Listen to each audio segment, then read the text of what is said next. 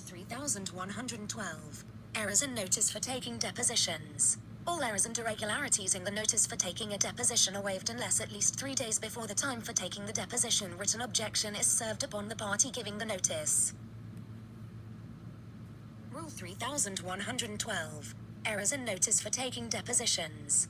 All errors and irregularities in the notice for taking a deposition are waived unless at least 3 days before the time for taking the deposition written objection is served upon the party giving the notice.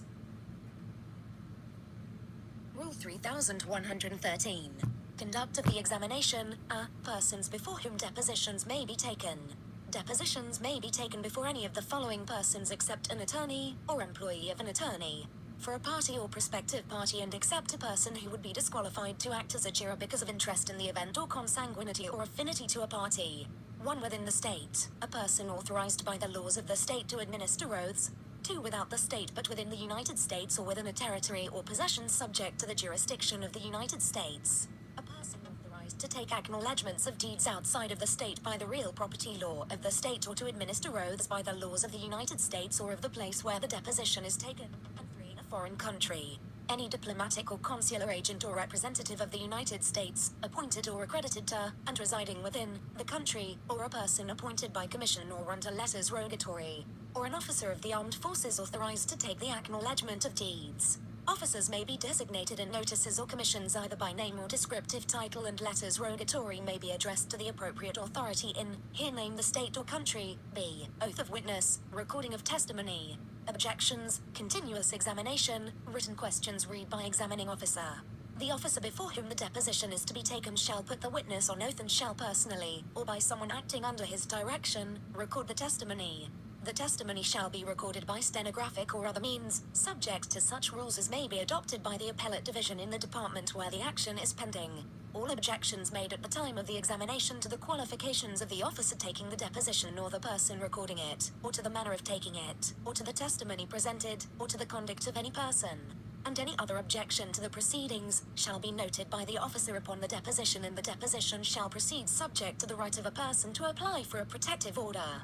The deposition shall be taken continuously and without unreasonable adjournment, unless the court otherwise orders or the witness and parties present otherwise agree.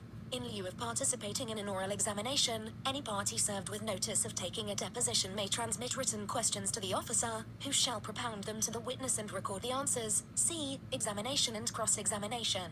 Examination and cross-examination of deponents shall proceed as permitted in the trial of actions in open court, except that in party deponent's counsel may participate in the deposition and make objections on behalf of his or her client in the same manner as counsel for a party. When the deposition of a party is taken at the instance of an adverse party, the deponent may be cross-examined by his or her own attorney. Cross-examination need not be limited to the subject matter of the examination in chief. D. The parties may stipulate that a deposition be taken by telephone or other remote electronic means and that a party may participate electronically. The stipulation shall designate reasonable provisions to ensure that an accurate record of the deposition is generated, shall specify, if appropriate, reasonable provisions for the use of exhibits at the deposition, shall specify who must and who may physically be present at the deposition, and shall provide for any other provisions appropriate under the circumstances.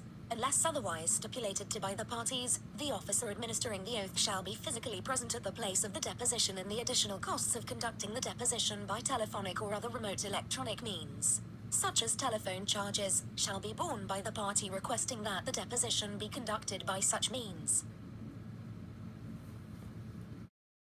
114. Examination of witness who does not understand the English language. If the witness to be examined does not understand the English language, the examining party must, at his own expense, provide a translation of all questions and answers. Where the court settles questions, it may settle them in the foreign language and in English. It may use the services of one or more experts whose compensation shall be paid by the party seeking the examination and may be taxed as a disbursement. Rule 3115. Objections to qualification of person taking deposition, competency, questions and answers. Objection when deposition offered in evidence. Subject to the other provisions of this rule, objection may be made at the trial or hearing to receiving in evidence any deposition or part thereof for any reason which would require the exclusion of the evidence if the witness were then present and testifying. B. Errors which might be obviated if made known promptly. Errors and irregularities occurring at the oral examination in the manner of taking the deposition, in the form of the questions or answers, in the oath or affirmation, or in the conduct of persons. And errors of any kind which might be obviated or removed if objection were promptly presented, are waived unless reasonable objection thereto is made at the taking of the deposition. C. Disqualification of person taking deposition. Objection to the taking of a deposition because of disqualification of the person by whom it is to be taken is waived unless made before the taking of the deposition begins or as soon thereafter as the disqualification becomes known or could be discovered with reasonable diligence. D. Competency of witnesses or admissibility of testimony. Objections to the competency of a witness or to the admissibility of testimony are not waived by failure to make them before or during the taking of the deposition, unless the ground of the objection is one which might have been obviated or removed if objection had been made at that time. E. Form of written questions. Objections to the form of written questions are waived unless served in writing upon the party propounding the questions within the time allowed for serving succeeding questions or within 3 days after service. Rule 3116. Signing deposition, physical preparation, copies, signing. The deposition shall be submitted to the witness for examination and shall be read to all by him or her, and any changes in form or substance which the witness desires to make shall be entered at the end of the deposition with a statement of the reasons given by the witness for making them. The deposition shall then be signed by the witness before any officer authorized to administer an oath. If the witness fails to sign and return the deposition within 60 days, it may be used as fully as though signed. No changes to the transcript may be made by the witness more than 60 days after submission to the witness for examination. B. Certification and filing by officer. The officer before whom the deposition was taken shall certify on the deposition that the witness was duly sworn by him and that the deposition is a true record of the testimony given by the witness. He shall list all appearances by the parties and attorneys. If the deposition was taken on written questions, he shall attach to it the copy of the notice and written questions received by him. He shall then securely seal the deposition in an envelope endorsed with the title of the action and the index number of the action, if one has been assigned, and mark deposition of, here insert name of witness, and shall promptly file it with, or send it by registered or certified mail to the clerk of the court where the case is to be tried. Certification and filing by officer. The officer before whom the deposition was taken shall certify on the deposition that the witness was duly sworn by him and that the deposition is a true record of the testimony given by the witness. He shall list all appearances by the parties and attorneys. If the deposition was taken on written questions, he shall attach to it the copy of the notice and written questions received by him. He shall then securely seal the deposition in an envelope endorsed with the title of the action and the index number of the action, if one has been assigned, and mark deposition of, here insert name of witness, and shall promptly file it with, or send it by registered or certified mail to the clerk of the court where the case is to be tried. The deposition shall always be open to the inspection of the parties, each of whom is entitled to make copies thereof. If a copy of the deposition is furnished to each party or if the parties stipulate to waive filing, the officer need not file the original but may deliver it to the party taking the deposition. C. Exhibits. Documentary evidence exhibited before the officer or exhibit marked for identification during the examination of the witness shall be annexed to and returned with the deposition.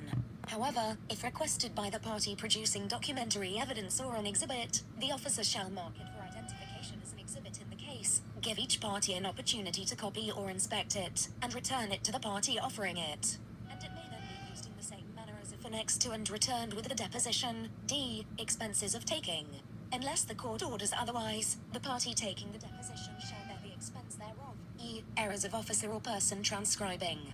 Errors and irregularities of the officer or the person transcribing the deposition are waived unless a motion to suppress the deposition or some part thereof is made with reasonable promptness after such defect is, or with due diligence might have been, ascertained.